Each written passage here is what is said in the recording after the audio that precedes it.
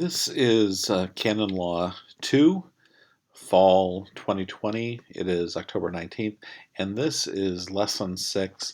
This is the end of our Lesson 6 on penance. Today we discussed common error and doubt in class.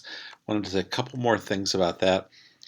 One is that one of the last things we discussed was our case about the airport, and Don Gregorio is in the airport. He thinks he has the faculty to hear confessions, but he really does not, because unknown to him, the Bishop of Dallas, Monsignor Matteo, has barred him from hearing confessions. So, but because of the doctrine of doubt, it's a positive doubt, meaning it's based on an objective fact, the fact that Don Gregorio has Burlington faculties, and he knows the law and knows it's unlikely that he would be barred from hearing confessions. But also a probable doubt. He knows in the back of his mind that it's possible the bishop has barred him, but he doesn't have to be absolutely certain. He just has to have a probable doubt, meaning his reason for thinking he has the faculty is at least as strong as his reason for thinking he does not. And here that is the case, because it's quite unusual to have a bishop bar you from hearing confessions in their diocese, and he right now doesn't know anything different about Dallas. So doubt definitely exists, even though he lacks the faculty. The doctrine of doubt gives him the faculty. He's legitimately in a case of doubt. The one thing I wanted to add is that we talked in class today, this may be a doubt of law, it may be a doubt of fact. I think it's mostly, as I've thought about it more since our class ended a little while ago, I think it's mostly a doubt of fact. Really the fact being, has the bishop forbidden me? That's the only thing that would prevent me, Don Gregorio, from hearing confessions, and I don't know of any reason that the bishop would prevent me. So I think it's more a doubt of fact than a doubt of law. A doubt of law would be usually some uncertainty in the law, some lacuna in the law. We may be able to talk about one of those situations too. Actually, let me give you one. Let's use our Father Mario, Father Bob situation. Let's say in this case, though, Father Mario did remember that, hey, there's this confirmation to do today, so before I leave, I better extend the faculty to Father Bob to be able to confirm. Remember, under our case 3, if a priest already has the faculty to confirm, if there's a grave reason, then he can give the faculty to another priest to assist him. Okay, let's assume it's a grave reason. Let's say it's Easter Vigil when Father Mario's mother has gotten ill, and there are a number of people to confirm. So before he leaves to attend his mother, Father Mario gives the faculty to Father Bob. So here's our question. Is this valid? If you look at the provision, I'm sorry, I don't have it in front of me, but I think it's 884 section 2. It says that Father Mario can give the faculty, if he's got it himself, he can give it to another priest to assist him. So here we have a doubt of law. He's given the faculty, but Father Mario has left, so Father Bob will not be assisting him. Father Bob will be stepping in for him. So have we satisfied the conditions of the canon? And I think you can really go both ways. Looking at the letter of the canon, looks like it's not satisfied, because Father Bob is not assisting Father Mario. He's doing it himself. That's one issue.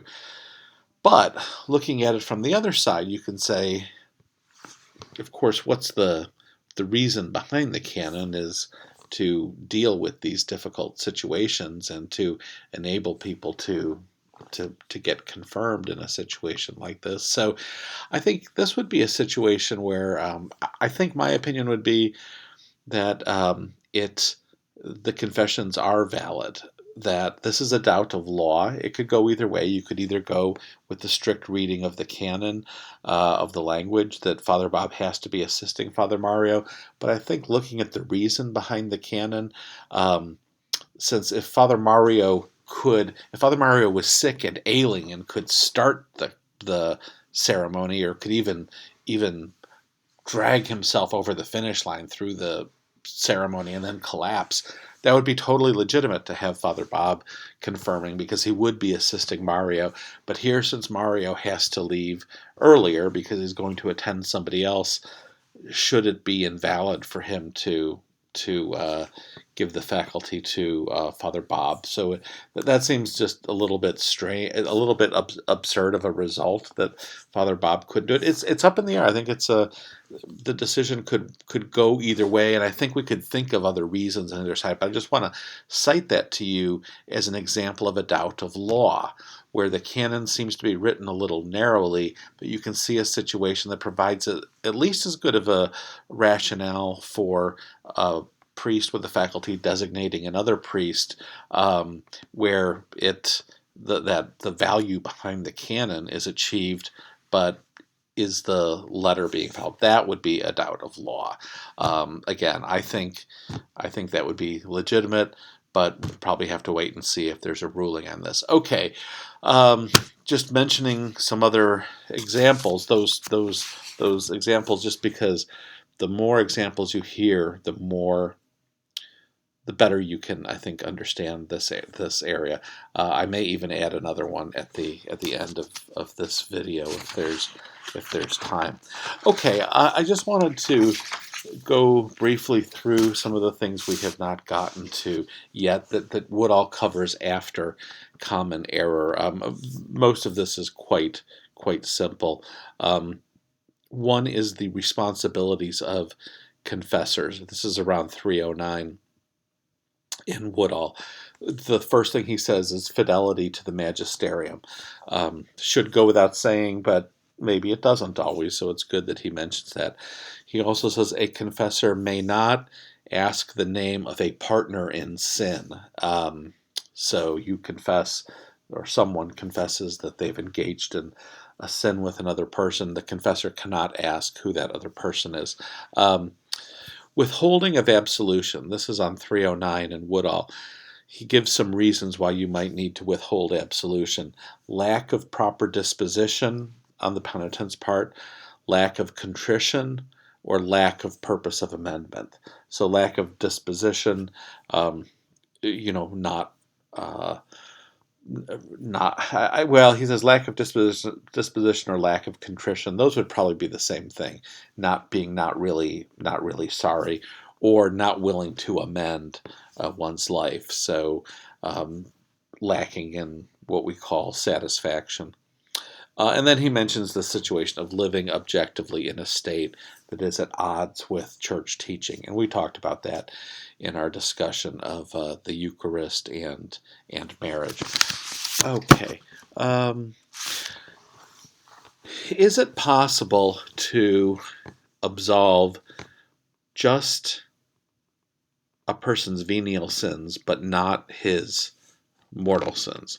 Or is it possible to absolve all of a person's mortal sins except one? Look, I'm sorry for these, but I've got this other one. Basically, a situation in my life that I'm not willing, or I'm not yet ready to change. I'm engaged in some business or something that's scandalous for a Catholic to be involved in. Can you absolve me of everything except that? I don't think so, and the reason is that this we may have covered this in the previous video, but the integral confession means not only confessing the sins integrally, listing them all, but also having the contrition and purpose of amendment with regard to all the sins.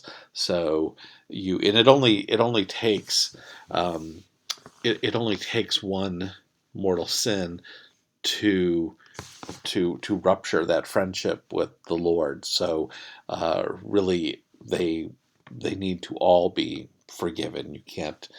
You can't leave one aside. Okay, penance. Penance in the sense of being part of satisfaction. Canon 959. The penance that you give must be clear and practicable.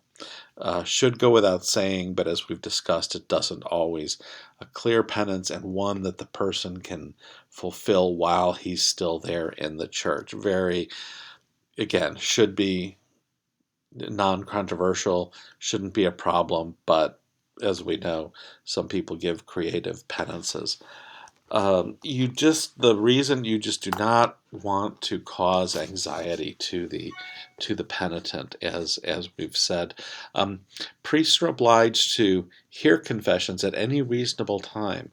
Any reasonable time.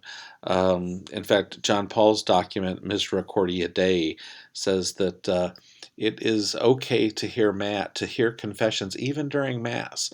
Some people don't like that response, but it shows you the importance of confession, and it also shows you the church being accommodating to the penitent. This was discussed in a Moodle message that I sent about an hour ago.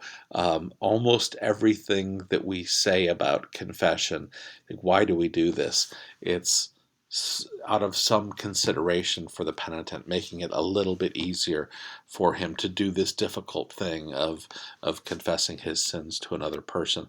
Okay, and then really one of our last things is offenses against the sacrament. This should sound familiar to you because this was really covered in penal law in Canon Law I, but it's good to be refreshed on it. It is if a priest engages in a sin against the sixth commandment, a sexual sin that is, he cannot validly absolve his partner in that sin. That is it's an invalid absolution unless it occurs in danger of death, and it is a delict, so it is punished by a late sententiae excommunication. And then there is solicitation in the confessional. This is where the priest solicits or tries to seduce, in a way, the penitent to engage in a sexual sin, either with him, the confessor, or with another person. And that is covered in Canon 1387, and it's punished according to the gravity of the sin. Now, there's a corresponding sin called false denunciation of a confessor. That's where you accuse the confessor of approaching you and soliciting you to commit a sexual sin. But when he really did not do that, you have a grudge against this priest, so you accuse him of having done that when he did not. That's an extremely serious crime for a number of reasons. The great difficulty with it is that it's very difficult for the priest to defend himself in that situation. So that crime is punished. The false denunciation of a confessor is punished with a late sententiae excommunication. And when somebody makes that accusation, they're warned about the seriousness of making such a charge. Okay, very important: violation of the seal of confession. Canon 983, and then the penal canon is 1388. Violation of the seal, we're talking especially about direct violation of the seal. Direct violation of the seal is punished by a late sententiae excommunication. And what direct violation means is that both the sin and the sin confessed and the identity of the penitent are revealed. That's direct violation of the seal. What about this? Can a priest say that a certain person has never been to confession to him. Um, Very unwise to do that.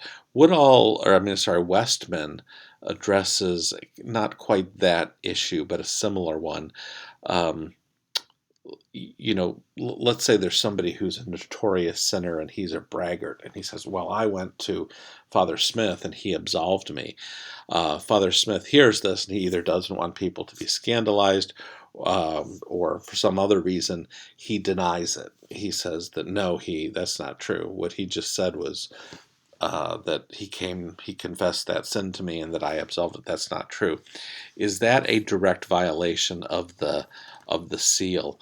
Um, or Westman rather says there's just the fact that somebody confessed to you. Um, that's not a direct violation, but it's probably very imprudent to make known that someone confessed to you, even without specifying the content. He says it's not a direct violation, but it's at least very imprudent.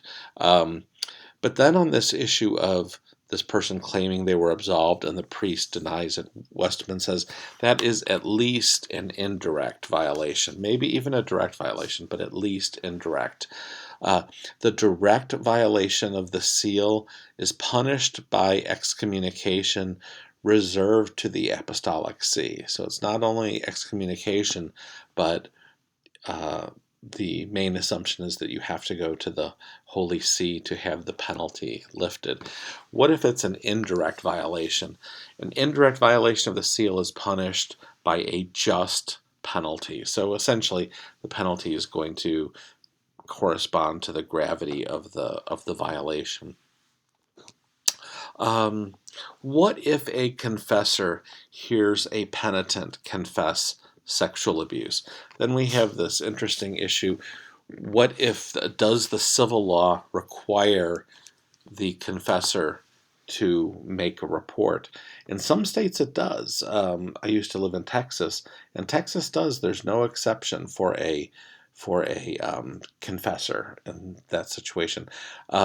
Obviously, a confessor is still bound by the seal, regardless of what the civil law requires. But you should know that some states have a very broad, very strict law. What about Indiana? Indiana's law is not totally clear. It's better than the law of some states, and it's a it's hard really exactly to say what Indiana's law would require. There was a question came up in Indiana about would lawyers be required to disclose, and the answer, at least from the state bar, was no. They did not think that lawyers would be required to break attorney-client privilege to report uh, sexual abuse that came to light in the attorney-client relationship. Uh, on the basis of that opinion, if that holds up, I think that probably or it's very possible that the priest penitent privilege would also be protected, though there's some indication that at least some authorities in Indiana would distinguish the two. So we're not really sure. But here's the bottom line. There's a now deceased lawyer named William Wood, and I think he used to work for the Archdiocese of Indianapolis, or at least he was affiliated with them in some way. And he kind of gave a sort of a rule of thumb, and I think it's pretty good. He said that, and he's contending with this same situation here where the Indiana law isn't quite clear about this. And his rule of thumb is if you learn of the abuse in confession, you probably do not need to report it. That was Wood's opinion. But he said if you learn of the abuse outside of the sacrament of confession, then you probably do need to report it. So I think that's probably a pretty good rule of thumb, and my reading of the Indiana laws on this is roughly similar to his. I'm not giving you legal advice. If a situation comes up, you really need to uh, again, probably discuss with the diocesan council and others perhaps. Okay, let's move on. How about, in Canon 984, sort of similar to the seal or corresponding to the seal, but it's a different provision that says you cannot use any information from the confession to the detriment of the penitent. So it's a little bit different duty than the seal, but also intended to protect the confidentiality and privacy of the penitent. Okay, really the last thing, duties of the penitent. One thing is just to keep in mind the difference between perfect and imperfect contrition. If you go to confession, it's sufficient to have imperfect contrition, meaning that it's sufficient if your sorrow is motivated by fear of punishment or motivated in part by fear of punishment. To make a perfect act of contrition is where your motivation, your sorrow for your sins is based really entirely on offending the Lord, not on the fear of your own punishment. Okay, there's an Easter duty, which means that we are supposed to, one is to confess and another is to receive Holy Communion, but we're required to confess our grave sins at least once per year. That's Canon 989. What if you don't have any grave sins in the last year? Do you still need to go to confession? No, you don't, but it's recommended that you go to confession even for venial sins, and I think most good confessors usually recommend going at least once a month. Okay, that finishes up confession for us. Our next lesson is on anointing. We're going to do that by another video and then take your questions on Thursday. But if you have additional questions on confession, we can talk about those on Thursday too. Thank you.